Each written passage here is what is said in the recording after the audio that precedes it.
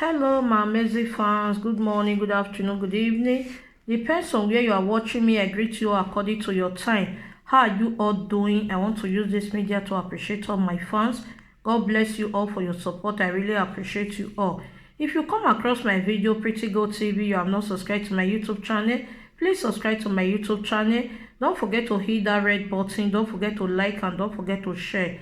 As you do so, may God Almighty bless you all in Jesus' name. I really appreciate you guys. God bless you all. My people, I don't come back again with another Ogbenge story. One that shall never end. For those State, nothing wey dey enter that Nigeria, wey would they use and take dey proud. We no go fit use and take proud according to how they take do their things. So, wetin I come talk about be say, Edo State vigilante, since when police just still dey, since when I don grow reach like this, when I just still comot for our country Nigeria, since when I comot, I never see say two police go dey fight, they go dey use gun, they go dey shoot gun, they go use gun take dey fight each other, dey pursue each other. I never see am for my life. Why e be say vigilante, Edo State vigilante, wey dey just still start to dey work for Edo State, e never reach how many months for year, na im come still dey use gun take dey fight theirself, dey use gun take dey pursue theirself. Na wow, wetin be all this one? Wetin come be all this one? Edo State vigilante, who dey una start to dey work for Edo State, una just start to dey use gun take dey fight each other? Wetin dey play? Wetin dey play? Nothing wey dey reach una hand, wey una no dey do anyhow. Una no dey do anyhow. Wetin dey happen? Wetin dey happen? Una don see police go dey fight for street, people go dey run, they go dey use gun take dey pursue theirself, dey shoot gun. Abeg, Edo State Governor Godwin Obaseki, abeg, you need to put stop for this thing wey just happen. So you need to just put stop, because if e continue to dey happen like this, e no go good.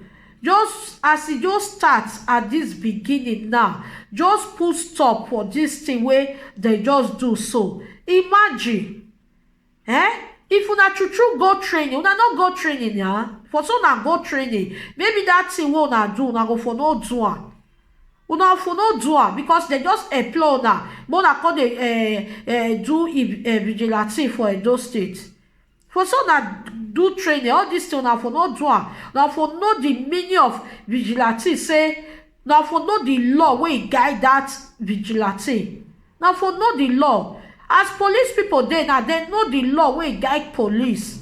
They know am.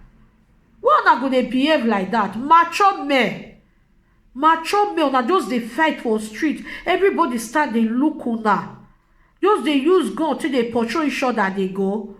Na wow, this one dey bad o, honestly o, this one dey bad. Abeg, una stop am.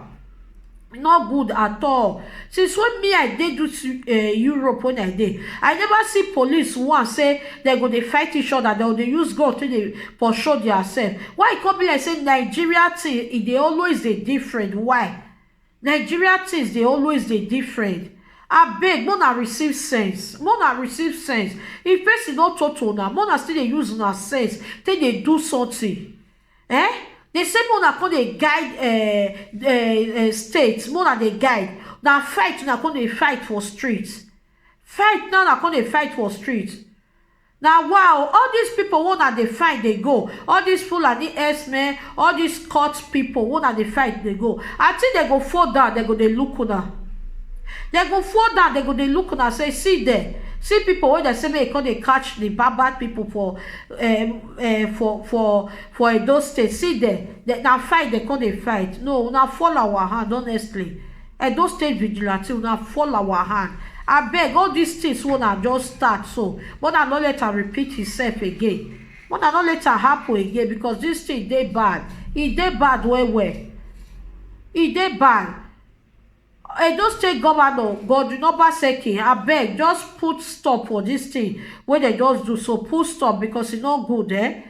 una know as Nigeria things be. Una know person no go tell una again at all, because if they continue this thing now come dey fight, e go cost another thing. By the way sef, wetin come dey make dem dey fight? Wetin dey make una dey fight? Abi una wan talk to police again wey dey take bribe? Edo State vigilante, una wan talk to police again wey dey take bribe? Cause I no understand wetin dey make una dey fight. Abi na because of the bribe wey una take na dey make una come dey fight for street? Dem no employ una make una come dey take bribe. They employ una make una come dey work. Make una come dey work. They guide citizens of Edo State.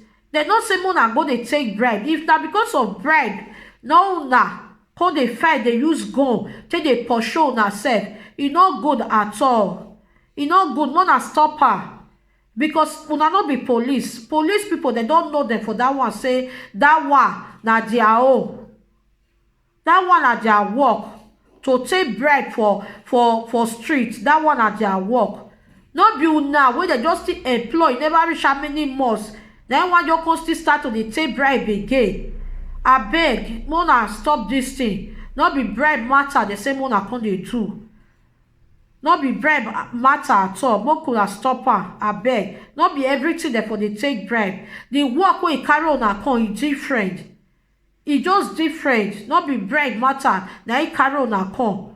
Or make una come dey fight for street, make people come dey look una. E no just dey good at all. They need to sanction una. They need to sanction una put for that thing wey una do so.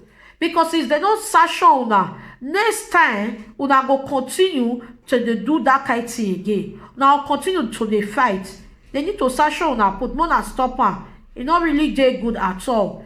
They say police corrupt, they corrupt. Me, I never see say police they go dey fight for streets.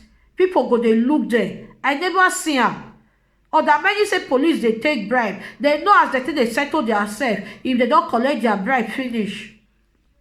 Police people know how they take dey settle themselves. Why e come be say una wey just start work yesterday, now una just come dey fight?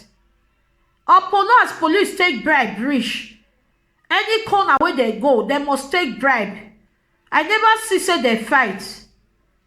I never see say they fight. So make una stop am. Make una stop am. Edo State vigilantes, make una stop that thing so una just do. Make una stop am. Make una stop am. We no just need that kind of fight. Because the thing so they say make una do it, they different. Not be fight. They say make una come dey fight for streets. Not be fight at all. Make una just stop that thing. Abeg. Una be dey try. Me be just dey hail una say una dey try. The work wey police no fit do, una dey try una best dey do the work. Honestly, people dey really dey respect una for the good job wey una dey do. People dey respect una because the kind things una don do for few months now. People, if una feel say people no dey see una, dem dey see una. People dey praise una for the kind good job wey una dey do. Abeg, una no come spoil una job. Abeg, may I beg una in the name of God. Una no spoil una job at all. Una no spoil am. May Edo State governor God, Obaseki, make e try, make e settle this matter with una. Make e settle am because no be fight. They ask una go dey fight. Abeg, una continue una good job. Abeg, una dey try, continue your good job. Una do well. Abeg, we dey beg una because we leave our family for house. Our mama dey house, our family dey house, our papa dey house. Abeg, una help us. The one una still dey do since there. Una still help us, still dey protect them. Not be fight, my brothers. Abeg, not be fight. Abeg, anything wey go make una fight, una go na office, una go settle am for una office. Na so they dey do as a mature man. Abeg, una try, una dey understand each other because na lack of understanding na dey cause all these things wey e happen when una start to dey fight for street. Abeg, una no do am again. God go bless una, go protect una for the hands of Fulani herdsmen. So thank you all. Una stay blessed. God go protect una. So this is the end of my video. Please don't forget to like, don't forget to leave your comment. As you do so, may God Almighty bless you all in Jesus' name. See you all in my next video. Bye bye.